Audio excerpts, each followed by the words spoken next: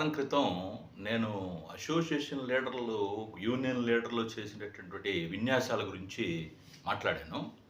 దానికి ఆస్కార్ రావు గారు వివిధ వాళ్ళ మనుషులతో విపరీతమైనటువంటి మెసేజ్‌లు పెట్టిస్తున్నాడు. అంటే ఒక వీడియో చేసినప్పుడు 1, 2 మెసేజ్‌లు పెట్టడం అది సర్వసాధారణం. దాన్ని ఎవరు కాదనరు. కానీ నేను చేసిన వీడియోని కట్ చేసి దాన్ని పైన పెట్టి కింద ఒక మ్యాటర్ పెడుతున్నారు.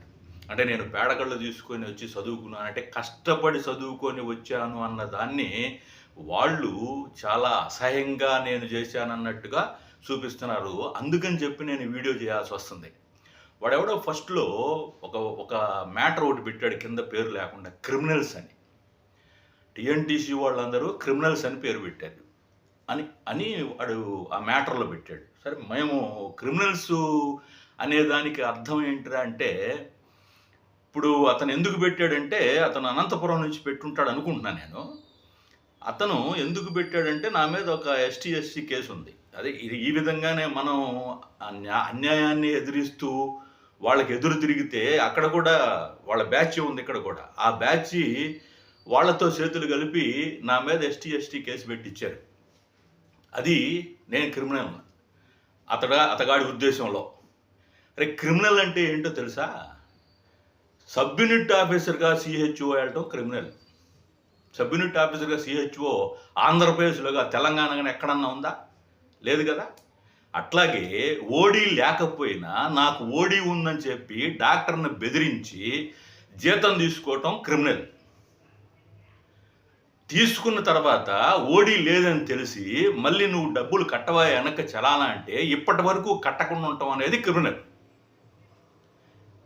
ఓడి ఉంది నాకు అని చెప్పి సంవత్సరం నుంచి నాకు జీతం ఇవ్వమని కోర్టుకి వెళ్ళినా చేతగాక వెనక్కి వస్తే పోలా భాస్కర్ గారు ఎవరో మళ్ళీ ఇతనికి ఓడి లేదని చెప్పి ఇస్తే ఇంతవరకు జీతం డ్రా చేయలేకపోతున్నారు కదా.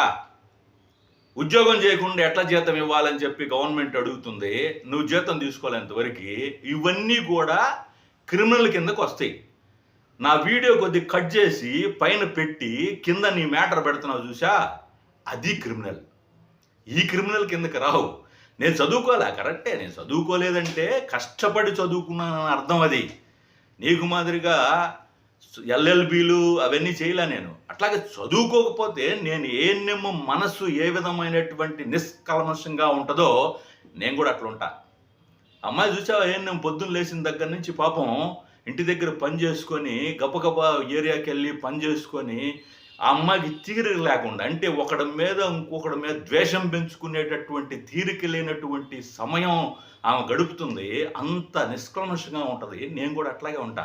ఎందుకు చదువు లేదు కదా నాకు.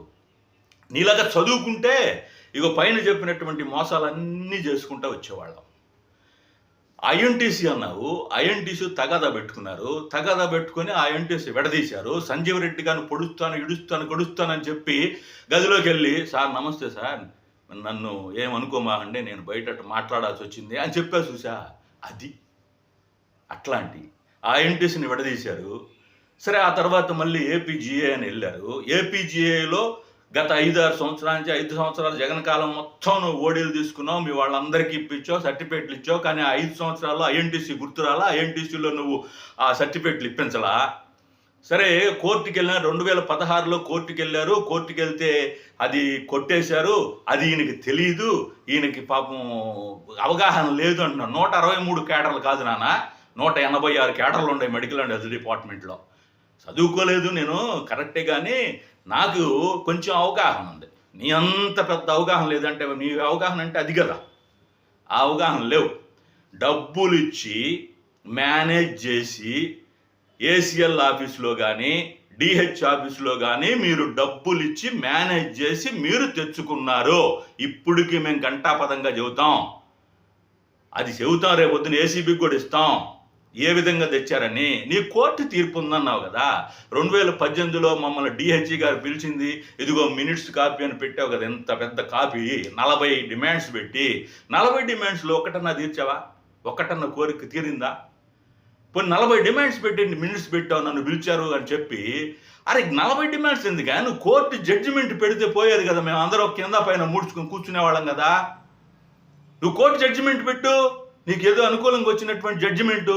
అరే కొంచెమన్నా తెలివి లేదా? 2002 ఎక్కడ, 2025 ఎక్కడ? 23 సంవత్సరాల క్రితం ఎలక్షన్ ఉమ్మడి రాష్ట్రంలో జరిగితే ఆ రాష్ట్రానికి ఉన్న 10 సంవత్సరాల టైం అయిపోతే అక్కడ ఏపీ ఎంఏజీ అనేది అసోసియేషన్ ఉంటే ఆ ఏపీ తీసి వెనక తీసుకొచ్చి పెట్టి నీ అసోసియేషన్ యూనియన్కి ఇక్కడ నాకు రికగ్నేషన్ కావాలి, రికగ్నేషన్ యూనియన్ ఉంటే అది చేయొచ్చు, ఇది చేయొచ్చు, ఇది చేయొచ్చు, అది చేయొచ్చు, వాళ్ళని పట్టి పీడించవచ్చు. ఏం పట్టి పీడించావా నువ్వు 5 సంవత్సరాల్లో? నువ్వు చేసింది ఏంటో తెలుసా? ఆ సబ్ సెంటర్ వ్యవస్థను తీసేయటం మూలాన ఆ ఏఎన్ఎంస్కి ఎఫ్టీఏ రావట్లా, సబ్ సెంటర్ అలవెన్స్ రావట్లా, వ్యాక్సిన్ అలవెన్స్ రావట్లా, డ్రెస్ అలవెన్స్ రావట్లా, 2210లో 2211లో ఉండే వాళ్ళకి ఆ ఎఫ్టీఏలు ఇప్పటి వరకు కూడా రావట్లేదంట. అలాగే 143 జీవో దగ్గరుండి ఇంప్లిమెంట్ చేసావు. గతంలో ఎన్టీసీ లీడర్లు ఏం చేసేసారో, ఒక పోస్ట్ కనుక క్యాన్సిల్ అయితే నిరాహార దీక్షలు చేసి పోస్టులు తెచ్చేవాళ్ళు. నువ్వేం చేసావో తెలుసా? ఈ మన రాష్ట్రం 13 జిల్లాల్లో 2500 పోస్ట్ని నీ చేతులతో నువ్వు కూల్చేసావు, వాళ్ళ ప్రమోషన్ ఛానల్ లేకుండా. రేపొద్దు నీ సచివాలయం ఏఎన్ఎంస్ ప్రమోషన్ హెచ్వీలు ఎప్పుడు కావాలా? 2500 పోస్టులు తీసేసావు. అట్లాగే రీడిప్లాయ్మెంట్ పెట్టించావు. రీడిప్లాయ్మెంట్ పెట్టి ఆ ఏఎన్ఎంస్ని, మరీ ముఖ్యంగా సెకండ్ ఏఎన్ఎంస్ని, వాళ్ళకు వచ్చి 23,000 జీతం అయితే వాళ్ళని తీసుకెళ్లి 70-80 కిలోమీటర్ల దూరంలో వేస్తే నువ్వు ఒక్క రోజున అడిగావంట రీడిప్లాయ్మెంట్ గురించి? 5 సంవత్సరాల్లో ఒక్క రోజున అడిగావా?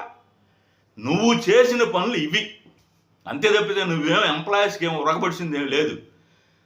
ఆడ కూర్చొని పొద్దుగూకులు ఓడీలు తీసుకున్న ఆఫీసులో తెల్ల సొక్కాలు వేసుకొని తిరుగుతా ఇచ్చిన పిఆర్సీలో ఇచ్చినటువంటి పాతాళ్ళు ఎప్పుడో సంపాదించినటువంటి హెచ్ఆర్ఏ 20% తీసుకొచ్చి 16% తగలబెట్టారు.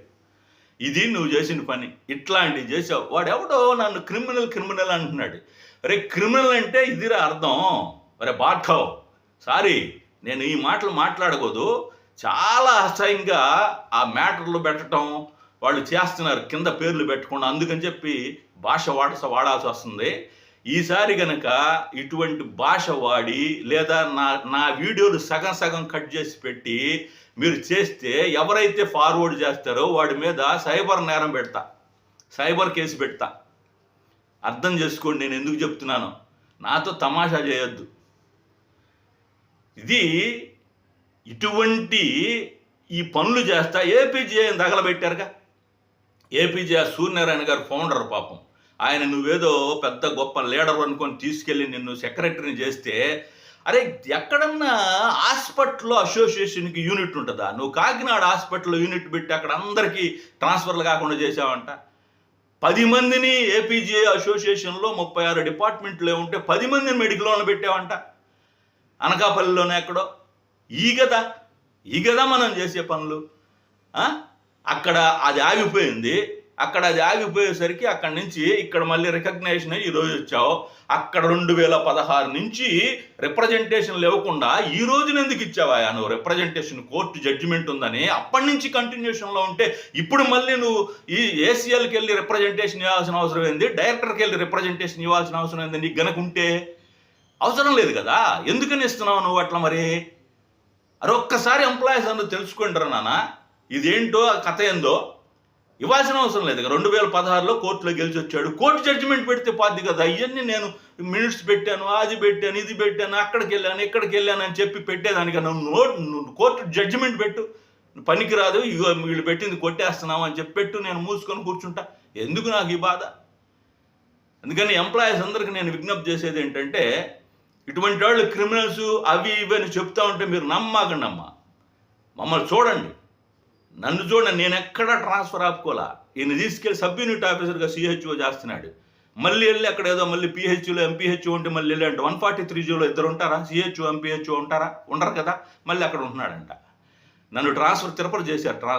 ట్రాన్స్ఫర్ తిరుపతి మీద వెళ్ళా, తిరుపతిలో పనిచేసి వచ్చా. నేను ఎప్పుడు పలుకుబడి ఉపయోగించాల రాజకీయంగా. నేను ఉపయోగిస్తే ఎంప్లాయీస్ కోసమే ఉపయోగిస్తాను తప్పితే నా కోసం నేను ఎప్పుడు పలుకుబడి ఉపయోగించాలా, నా స్వార్థం నేను ఎప్పుడు చూసుకోవాలా. అది నా క్యారెక్టరు.